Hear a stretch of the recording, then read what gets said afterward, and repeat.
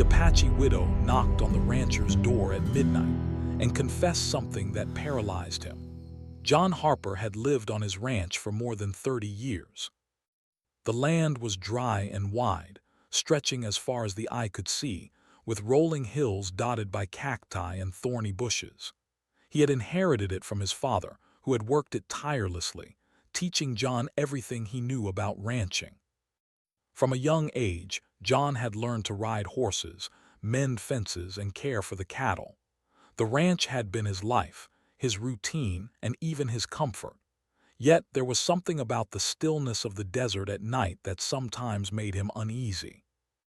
Winter had come early that year. The nights were bitterly cold, and the wind cut through the walls of his old wooden house. John had built the house himself decades ago, brick by brick, board by board. It was sturdy, but it still groaned in the wind, and the windows rattled in their frames. Inside, a small fire crackled in the fireplace, throwing dancing shadows across the walls. John sat in his worn leather chair, a blanket over his shoulders, sipping coffee from a chipped mug. The aroma of the hot drink mixed with the faint scent of smoke and leather, making him feel momentarily at peace. Even with the fire and the warm coffee, John felt the weight of loneliness. He had lost his wife 10 years ago to an illness that no one had been able to cure. After her death, he threw himself into work, spending more and more time with the land and his animals. The cattle required constant attention, and the chores were never-ending. Still, some nights, the silence of the ranch pressed in on him, making memories of his wife come alive, vivid and sometimes painful. He remembered the way she used to laugh when the horses misbehaved, how she would sit by the window knitting in the sunlight, or the gentle way she would call his name when he returned from the fields. Those memories were comforting yet bitter. On this particular night, John had finished his chores late. The cows were all accounted for, the fences repaired after a recent storm, and the barn doors securely latched. He had checked the water troughs twice, ensuring they weren't frozen. Even the chickens had been tucked safely into their coop. Everything seemed in order. He had expected a quiet night, perhaps some reading by the fireplace before going to bed. But the desert had a way of reminding him that life could change in an instant. He could hear the wind howling outside, carrying with it the distant cries of coyotes. Their calls always gave him a shiver, though he had grown used to the sounds over the years. He poured himself another cup of coffee and glanced at the clock. It was well past midnight. Normally, he would be asleep by now, but tonight he couldn't shake the uneasy feeling in his chest. There was a tension in the air that he could not explain. It was as if the desert itself were holding its breath, waiting for something. As he stirred his coffee, the unexpected happened. A faint knock came at the door. At first he thought it was the wind rattling the wooden frame, but then it came again, a slow, deliberate knock. John's heart skipped a beat. Who could be visiting at this hour? He wasn't expecting anyone. Visitors were rare, almost non-existent. Most people in the area knew that the Harper Ranch was private, and they respected that. Yet the knocking continued, soft but persistent. John set down his coffee and walked cautiously to the door. His boots made a dull thud against the wooden floor. He peered through the small window, trying to see in the dim moonlight.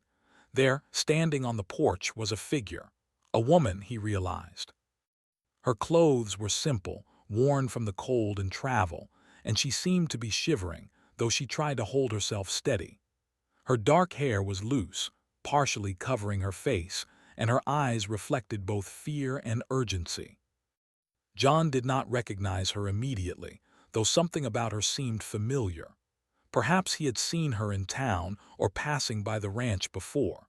John opened the door slowly, keeping one hand near the old rifle he kept by the door for protection. "Can I help you?" he asked cautiously, his voice steady but wary. The woman looked at him with a mixture of relief and desperation. "Please, I need to speak with you," she said softly, almost a whisper. Her voice trembled, but there was determination behind it. "It's very important. I couldn't wait until morning." John studied her for a moment. There was something about her presence that made him lower his hand slightly. He could see the sincerity in her eyes, the kind of desperation that only comes when someone carries a heavy burden. "All right," he said finally, stepping aside. "Come in. It's too cold to stand out there." She entered the house, brushing snow and dust from her coat. John led her to the chair opposite his, and she sat down hesitantly, her hands clasped tightly in her lap. John returned to his own chair, eyeing her carefully. "Who are you, and why are you here at this hour?" he asked. The woman took a deep breath, as if summoning courage from somewhere deep inside her. "My name is Clara," she said quietly. I have something to tell you. Something I should have told a long time ago, but I was afraid. I couldn't carry it alone any longer." Her eyes glistened with unshed tears, and John felt a strange heaviness settle over him. He leaned forward slightly. "What is it, Clara? What do you need to tell me?" Clara hesitated, searching for words. She looked down at her hands, then back up at him. "It's about my husband and something that happened years ago. It involves you," she said, her voice barely audible. John felt a chill run down his spine. Something about the way she spoke made the hair on his arm stand on end. The night outside seemed to grow colder, the wind howling around the house, rattling the windows as if echoing the tension inside. John felt a strange mix of fear and curiosity. He didn't know what Clara was about to reveal, but he could sense that his life, and perhaps the life of many others, was about to change forever. He leaned back in his chair, gripping the armrests tightly. "Go on," he said, his voice calm but firm. "Tell me everything." Clara took another deep breath, her chest rising and falling quickly. "It's a long story," she whispered, "but I promise you need to hear it. It's about choices and consequences, and the things we try to bury but can never truly forget." For the first time in many years, John felt the stillness of the desert pressing in around him. Not just the cold or the wind, but a sense of something profound and inevitable. He didn't know what was coming, but he knew that his quiet life, his routine, and his solitude were about to be shattered in ways he could not yet imagine. And as Clara began to speak, John realized that some nights bring more than just cold and wind. Some nights bring secrets that change everything. Clara sat in the worn chair across from John, her fingers intertwined tightly, knuckles white. The fire flickered between them, casting shadows on the walls, making the small room feel both warm and strangely tense. Outside, the wind had grown louder, rattling the windows, as if nature itself were waiting for her story. John watched her closely, trying to read the emotions behind her dark eyes. There was fear, yes, but also determination. She had traveled this far at midnight for a reason, and he knew it would not be something ordinary. John remained silent, giving her the space to speak. "Start from the beginning," he urged softly. Clara nodded, swallowing hard as she drew a deep breath. She began in a quiet voice, almost like she were talking to herself at first. "Years ago," she said, "my husband and I lived not far from here on the edge of the mountains. He was a proud man, strong and brave, but he had enemies. People who wanted what we had, the land we worked, the cattle we raised. He tried to be careful, but some things can't be avoided." John leaned forward slightly, his interest piqued. He had heard stories of disputes over land and cattle in this region, but they often ended in minor arguments or lawsuits. Clara's voice, however, carried a different weight. "One night," she continued, "a group of men came. They were armed and they meant trouble. My husband tried to protect our home, but he was caught in the middle of something he could not control." Her voice broke for a moment, and John saw a tear form in the corner of her eye. He reached for his cup of coffee, taking a small sip, trying to steady himself. "I didn't know exactly what happened that night," Clara went on.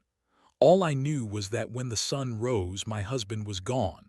There was chaos, there were rumors, and I was left alone to find answers. I tried to survive, to make sense of the loss, but I couldn't." For years, I carried the secret because I promised him I would protect the truth. I thought keeping it hidden would keep me safe, and maybe it would even keep others safe too. John could feel the tension growing in the room.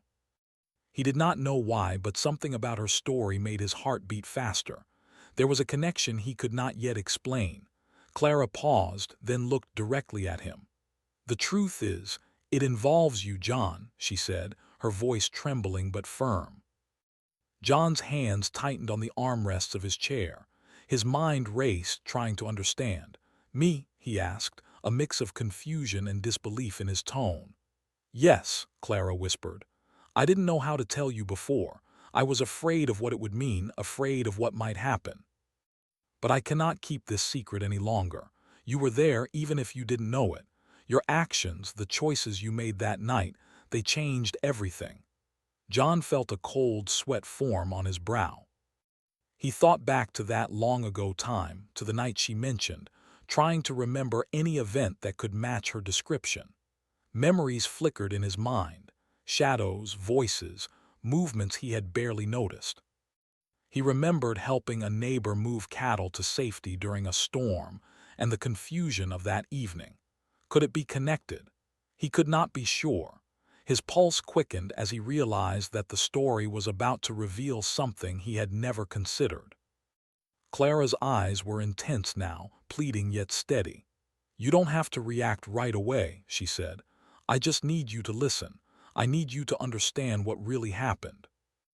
My husband, he was caught in a situation that no one intended, and your presence that night, even unknowingly, had consequences. I have carried this guilt for years, and it is time someone knew the truth." John took a deep breath, trying to steady his thoughts. He had always believed that the events of that night were simply unfortunate circumstances, nothing more. But Clara's words suggested otherwise. He felt a mix of fear, confusion, and curiosity. He wanted to speak, to ask questions, but he realized he had to hear the full story first. Clara continued. "After that night, I wandered from place to place, trying to find a sense of peace. I met people who helped me, who guided me, but the weight of that secret never left me. I watched from a distance, heard rumors, and always wondered, who was responsible and could anyone truly know what had happened? And then, years later, I realized the truth was closer than I had thought. You were there, John, and somehow, I knew I had to tell you." John's mind spun. The thought that he had unknowingly played a role in someone's tragedy was unbearable. He had always considered himself careful, fair, and mindful of others.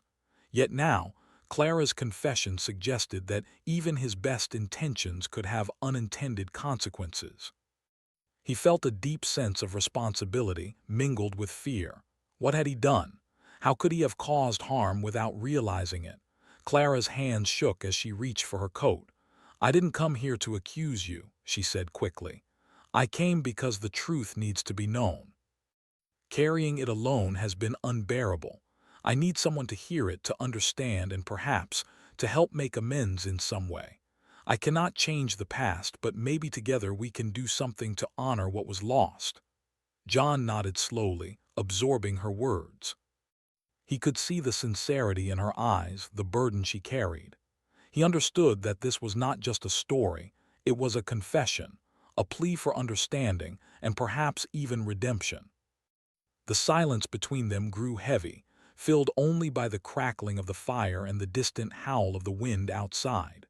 For the first time in years, John felt truly alive with emotion. He felt fear, yes, but also a sense of connection. Here was a person who had suffered, who had carried a secret too heavy to bear alone. And somehow, he was now part of that story, whether he wanted to be or not. Clara leaned back in her chair, exhausted from the effort of speaking. "I didn't know how else to come to you," she admitted softly. "I couldn't send a letter, I couldn't leave a message. Only by coming here at this hour could I be sure you would listen.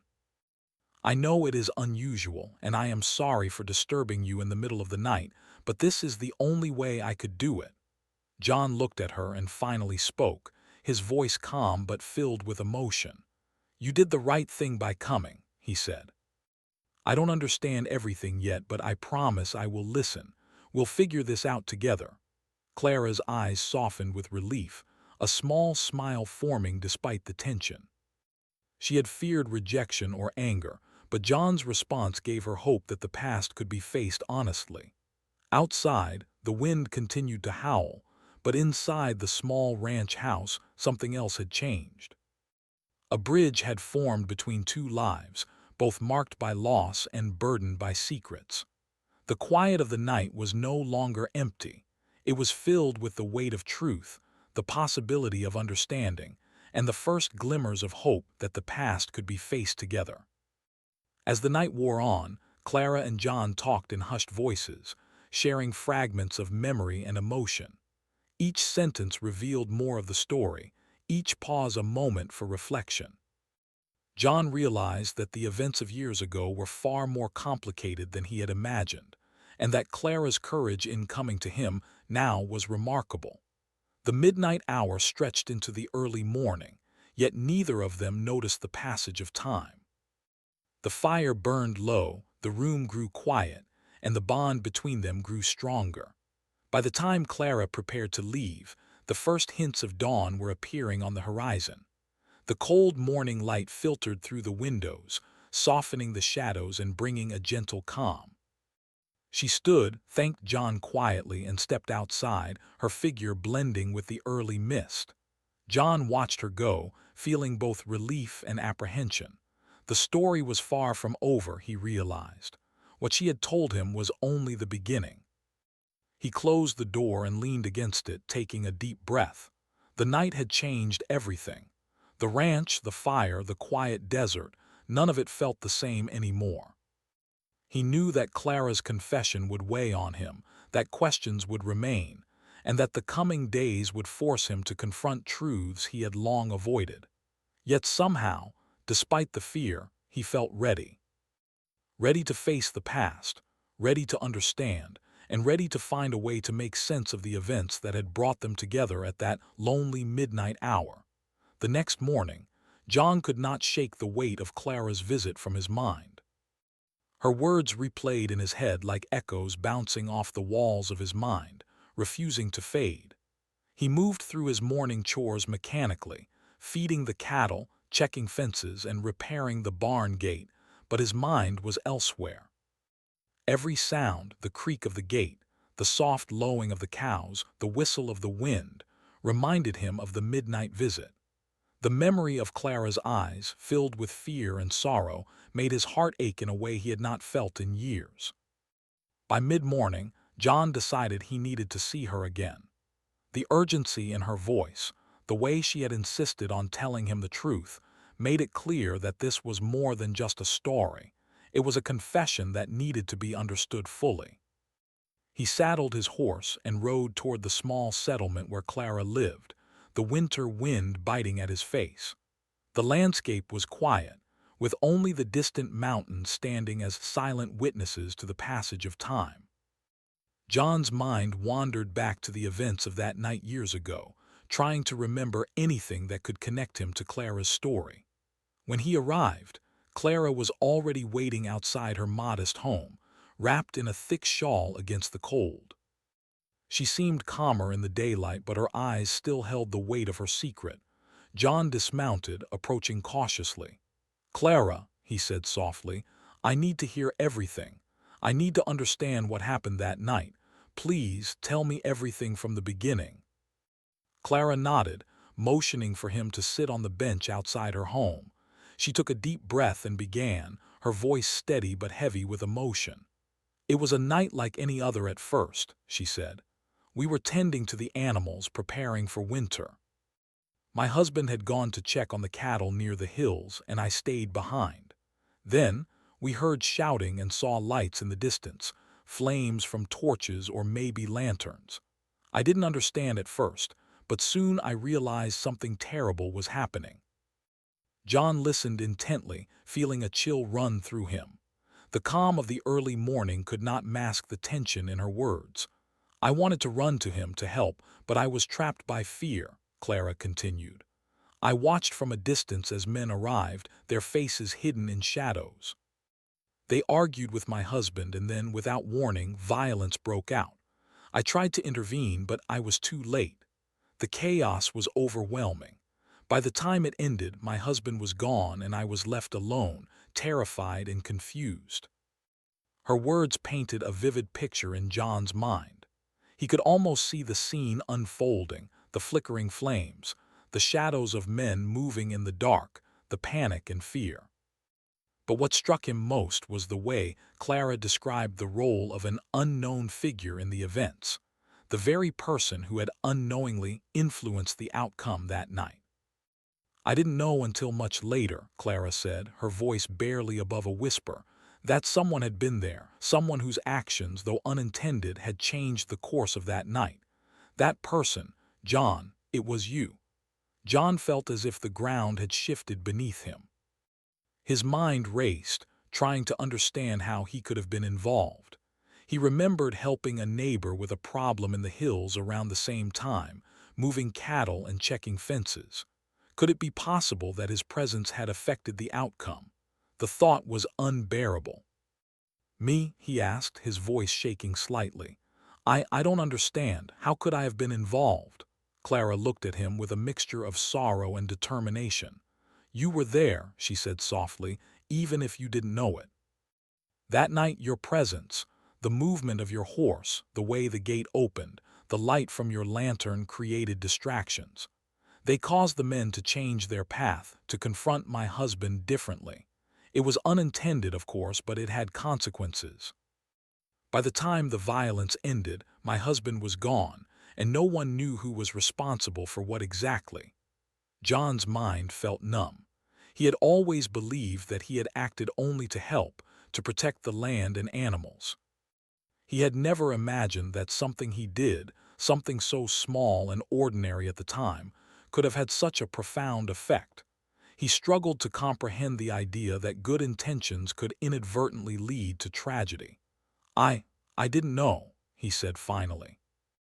"I never meant, I never thought, how could I have done this without knowing?" Clara reached out and touched his hand gently. "You didn't know," she said, her voice firm but kind. "That's why I am telling you now. You carried no ill will, and yet the truth is that our lives were forever changed by that night. I have carried this secret for years, and I could not bear to keep it any longer. I needed someone to know, someone who could understand, even if they were involved unknowingly." John took a deep breath, trying to steady himself. The weight of her words pressed down on him, heavy and inescapable. He thought about the years he had spent in peace, thinking that the past was behind him, that his actions had no lasting harm. Now he realized that even the smallest act, even the most innocent choice, could ripple through lives in ways he could never anticipate. The realization was humbling, frightening, and profoundly moving. Clara continued, recounting the aftermath of that night. She spoke of the investigation, the rumors that spread through the settlement, and the long years of uncertainty that followed. She described how she had tried to survive on her own, raising her children, working the land, and keeping her husband's memory alive. Through it all, she had been haunted by the knowledge that someone had influenced events in ways beyond her understanding, someone whose identity she had only recently discovered. John listened without interruption, absorbing every detail. He felt a mix of sorrow, guilt, and empathy. He realized that this story was not just about blame, it was about understanding, about acknowledging the past, and about facing truths that were difficult but necessary. Clara's courage in coming to him, in revealing what she had carried for so long, inspired a deep respect within him. As the day wore on, the two of them spoke more openly. John asked questions, trying to piece together the timeline, to understand the decisions made and the unintended consequences that had followed. Clara answered patiently, sometimes pausing to remember, sometimes letting the silence speak for itself. The bond between them grew stronger, built on the shared weight of history and the need to confront what had been hidden for too long. By late afternoon, The sun was low in the sky, casting long shadows across the settlement. John and Clara sat in silence for a few moments, watching the light fade. The reality of the confession settled over them both. It was heavy, almost suffocating, but also necessary. There was no turning back now. They had uncovered a truth that could not be ignored, a truth that demanded attention, reflection, and perhaps even reconciliation. Finally, Clara spoke again. "I know this is a lot to take in," she said softly. "I didn't come here to accuse you or to make you feel guilty. I came because the truth matters. We can't change the past, but we can face it together if you are willing." John nodded slowly, feeling a sense of resolve. The past could not be undone, but understanding it, acknowledging it, and carrying its lessons forward was something he could do. He realized that the story was not just Clara's burden. It was now a shared responsibility, a path to understanding, healing, and perhaps even redemption. As the sun dipped below the horizon, John and Clara rose and prepared to return to their respective homes. The air was crisp, and the first stars appeared in the darkening sky. The events of the day had left them both changed, bound together by the weight of history and the courage to face it. John mounted his horse and looked back at Clara, who waved softly. He waved in return, a sense of purpose stirring within him. That night, John returned to the ranch with a mind full of questions and a heart heavy with the knowledge of what had transpired so many years ago. He knew that the coming days would demand reflection, perhaps action, and certainly courage. But for the first time, he also felt a glimmer of hope, that the truth, once revealed, could bring understanding, forgiveness, and perhaps a chance to make things right. And as he settled by the fire, staring into the flickering flames, John realized that some truths are so powerful that they cannot remain hidden, no matter how much time has passed. Clara's confession had paralyzed him with shock at first, but it also opened a door, one that could lead to healing, understanding, and a reckoning with the past that had long haunted both of their lives. The days after Clara's midnight visit passed slowly for John. Each morning, he woke with a heaviness in his chest that made even the simplest chores feel difficult. The weight of her confession pressed on him like an invisible burden. Every sound, the lowing of cattle, the wind through the hills, the creak of his front door, reminded him of her words. He could not forget them, nor could he ignore the implications. The realization that his actions, however unintended, had contributed to a tragedy haunted him. John found himself pacing through the ranch house, unable to focus. Memories of that long-ago night kept surfacing, each one fragmented, like pieces of a puzzle he had never noticed before. He remembered riding through the hills with his lantern, guiding a neighbor's cattle to safety after a storm. He had believed he was doing nothing more than helping. Yet now, with Clara's confession in his mind, he understood that his presence had unintentionally altered the course of events. It was a revelation that made him feel both guilty and helpless. Unable to bear the isolation of his thoughts, John decided he needed to speak with someone who knew the events of that night. He rode into the nearby town, stopping first at the old general store, where a few familiar faces greeted him. "Morning, John," said Mr. Wallace, the store owner. "Everything all right?" John hesitated, unsure how to respond. Finally, he nodded. "I'm fine," he said, though his voice lacked conviction. "Just thinking about old times." He purchased some supplies, coffee, sugar, and a few essentials before leaving. As he walked through the town, he realized that he had to confront the past more directly. The truth Clara had revealed could not remain unexamined. By mid-afternoon, John returned to Clara's home. He found her tending a small garden behind her house, her hands covered in soil, her expression calm yet focused. When she noticed him, she stood, wiping her hands on her shawl. "John," she said softly, "I didn't expect you so soon. Are you all right?" John shook his head, a faint smile on his lips. "Not entirely," he admitted, "but I think I need to understand everything fully. I need to know exactly how that night unfolded. Maybe then we can figure out what to do next." Clara nodded, leading him inside. Once seated, she began recounting events in more detail, painting a clearer picture of the night that had changed both their lives. "It started with the men," she said, her voice steady now. "They were after something my husband owned, something they thought was valuable. They didn't care who was in the way. My husband tried to reason with them, but it quickly escalated. By the time I arrived near the hills, I saw him struggling, trying to protect the animals and himself. That's when I noticed you. You were moving in the distance, your horse guiding the neighbor's cattle." John listened intently, nodding slightly as he pictured the scene. "I see," he said quietly. "I didn't know I was near you. I had no idea my path crossed with his like that." Clara looked at him with a mixture of sadness and resolve. "I know you didn't. That's why I never accused you. But what you didn't know was that your presence caused the men to divide their attention. They split into groups, some pursuing you, others confronting my husband. If you hadn't been there, it might have unfolded differently. My husband might have had a chance to escape or protect the animals better. But it all happened so fast, John, and by the end he was gone." The room was silent for a moment, both of them absorbing the enormity of her words. John's heart pounded. The idea that something he had done unintentionally could have contributed to such a loss was almost unbearable. He felt a mixture of guilt, sorrow, and helplessness. For years he had lived in peace, believing the past was behind him. Now he realized that the past was not just behind him, it was a part of him, woven into the lives of others in ways he could never have imagined. "I don't know what to say," John finally whispered, his voice thick with emotion. I never wanted any harm, I only tried to help."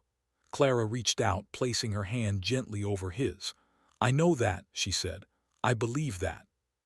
But intentions do not erase consequences. The past is the past, but its effects are still here. We have to acknowledge them. That's why I came to you. I needed you to know, to understand, and to decide how to move forward." John nodded slowly, the reality settling in. He realized that this was not a matter of blame but of responsibility. He could not change what had happened, but he could face it, understand it, and perhaps find a way to make amends. The thought gave him a strange sense of purpose, a direction he had not felt in years. Over the next several days, John and Clara met frequently, piecing together events, discussing the consequences, and trying to make sense of the tragedy.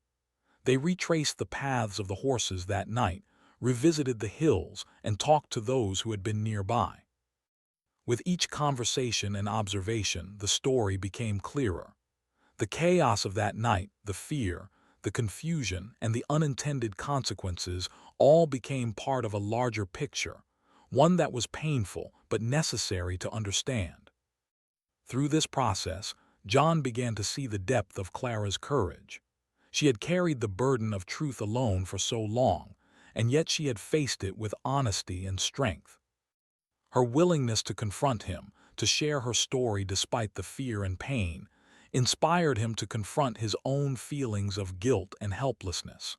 Together, they began to understand that the past, though immutable, could be faced with integrity and courage. One evening, as the sun set over the hills, casting a golden glow over the landscape, John and Clara sat on the porch of her house. The sky was painted in shades of pink and orange, and the wind carried the scent of dry earth and sage. "It's strange," John said quietly.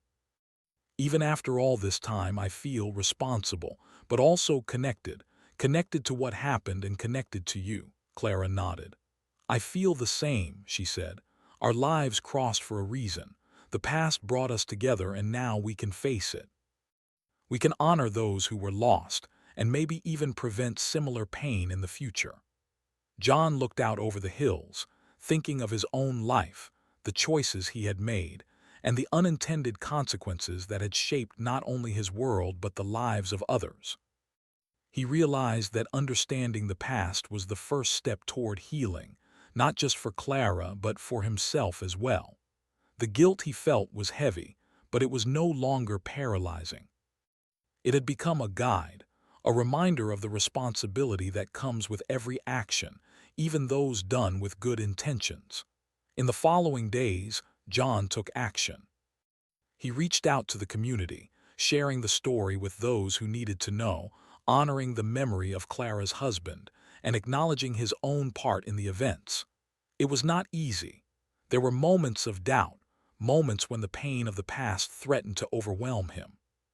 But with Clara by his side, he felt stronger, more determined to face the truth fully. Together, they worked to create small acts of remembrance, visiting the site of the tragedy, speaking to neighbors, and quietly helping those affected by the past. Through these actions, John began to feel a sense of redemption. He could not undo the events of that night, but he could honor the memory of those lost and ensure that the lessons learned were not forgotten. As winter slowly gave way to spring, the ranch and the hills around it seemed to change as well. The snow melted, revealing green shoots of grass, and the air was filled with the sounds of birds returning. John and Clara continued to meet, their bond deepening, their shared understanding of the past creating a foundation of trust and empathy.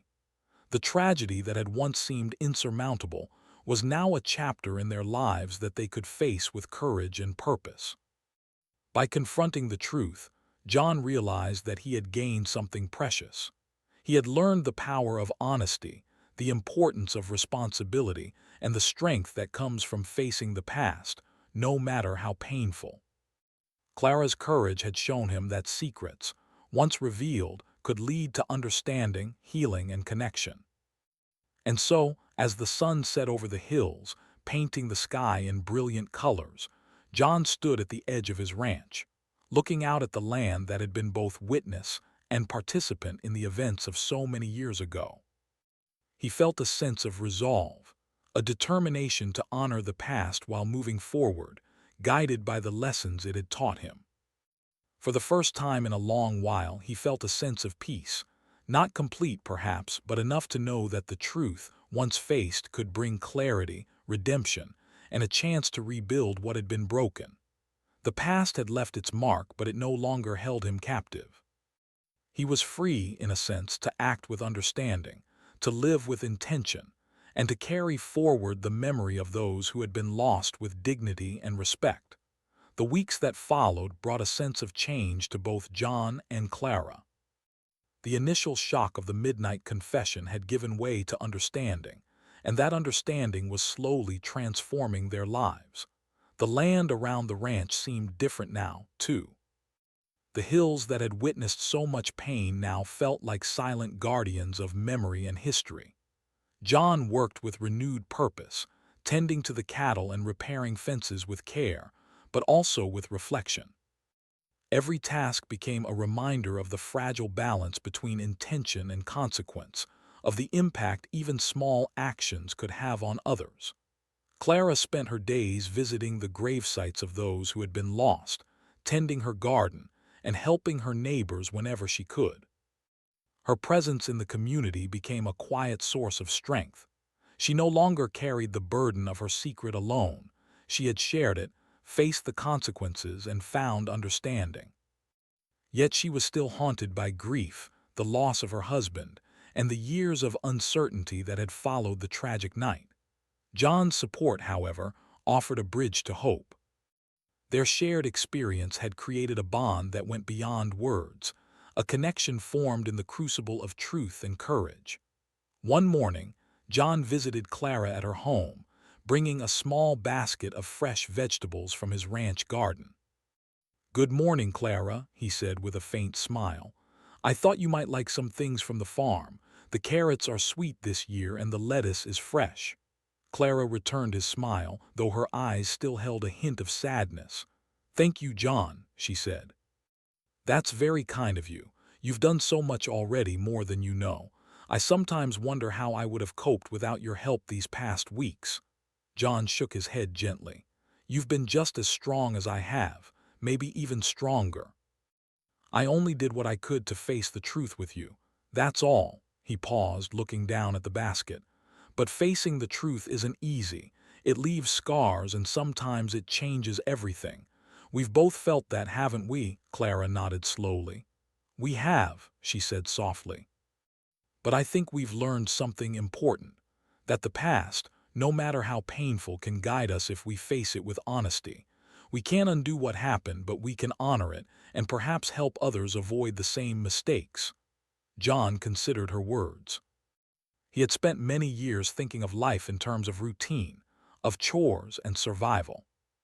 But Clara's courage, her willingness to confront the past, had shown him that life was more than simple routines. It was also about responsibility, reflection, and the bonds we form through shared experience.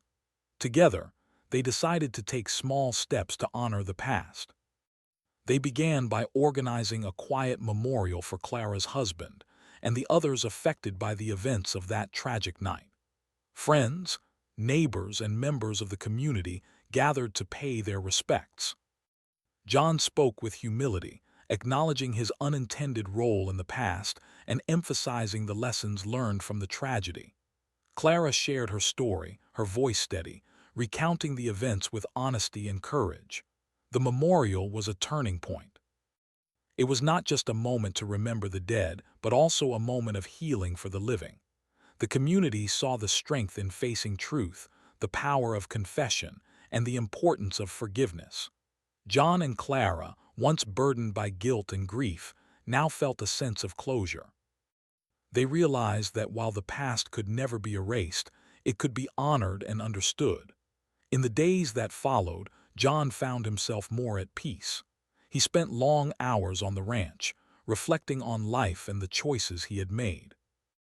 Each task, from mending fences to feeding cattle, became an opportunity for mindfulness and gratitude. He understood that every action, no matter how small, carried weight. His awareness of this responsibility guided him in every decision, and he felt a newfound purpose in caring for the land and the animals that depended on him. Clara, too, embraced a sense of renewal. She focused on her community, helping neighbors with their gardens, teaching children about the land, and sharing stories of courage and resilience. Her grief did not disappear, but it became tempered by understanding and connection. She had faced the past, revealed the truth, and found support. Through this, she discovered strength she had not known she possessed. Their friendship deepened over time, built on shared experience, honesty, and mutual respect. They often met at the edge of the ranch, overlooking the hills where so much had happened. Together, they would sit in silence, watching the sunset, feeling the wind across the land, and reflecting on life's fragility and beauty. There was comfort in their presence, a quiet understanding that even in tragedy, connections could be formed, healing could begin, and lessons could be learned. One evening, as the sky turned a deep orange and purple, John spoke quietly to Clara. "Do you ever think about how different things might have been?" he asked. Clara nodded. "Every day," she said. "But I've also learned that asking what if doesn't help us. What matters is what we do now, how we live with the lessons we've been given, and how we honor the memory of those who are gone." John smiled faintly. "You're right," he said. "It's not easy, but I think we're finding a way to live with it together. We've learned about responsibility, truth, and courage, and maybe that's enough to guide us forward." Winter eventually melted into spring, bringing new life to the land. The hills that had once seemed so ominous were now alive with green shoots and wildflowers. The ranch, too, flourished under John's careful attention, and Clara's garden blossomed with vibrant colors. Life returned to a rhythm, but it was a rhythm enriched by understanding, reflection, and connection. John and Clara continued to honor the past through small acts of remembrance. They planted a tree at the site near the hills, a living tribute to those who had been lost. It became a place for reflection, where neighbors and friends could visit, pay their respects, and remember the lessons of the past. The tree grew strong, its branches reaching toward the sky, a symbol of resilience, memory, and hope. Through their shared journey, John learned the value of empathy and awareness. He understood that life's events, both large and small, could have profound effects on others. He learned that even unintended actions carried weight, and that facing the consequences, rather than avoiding them, was a mark of strength. Clara's courage had shown him that honesty and truth, though difficult, were essential for healing and understanding. Clara, in turn, found solace in knowing that she was not alone. She had carried her secret for so long, believing she must bear it alone, yet by sharing it, she found support, understanding, and even friendship. She realized that facing the past did not mean living in sorrow. It meant acknowledging truth, honoring memory, and finding ways to move forward with purpose and integrity. Together, they discovered that tragedy could be transformed into wisdom. The events of the past, though painful, had created an opportunity for reflection, connection, and growth. They had faced what many would have hidden, embraced the truth, and used it to guide their actions.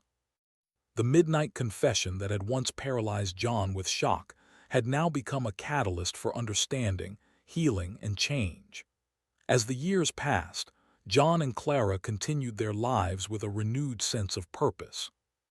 The ranch thrived, the community grew stronger, and their bond remained a quiet, steady presence in each other's lives. They never forgot the lessons of that night, nor the impact of unintended consequences, but they had learned to live with them, honor them, and let them guide their actions. And so, in the quiet of the Arizona hills, amid the rolling landscape of ranches, hills, and open skies, John and Clara found a sense of peace. The past, once heavy with tragedy and regret, had been transformed through truth, courage, and understanding. They had faced the consequences, honored those who were lost, and discovered the strength to move forward. Life, with all its challenges and uncertainties, had become richer, more meaningful, and more connected because they had dared to confront what was hidden, speak what was true, and act with integrity. In the end, the midnight visit that had begun with fear and secrecy had led to clarity, compassion, and hope.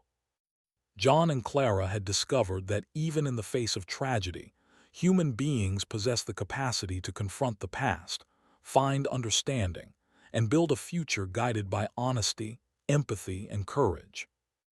Their lives, forever intertwined by that night, became a testament to the power of truth and the enduring strength of the human spirit.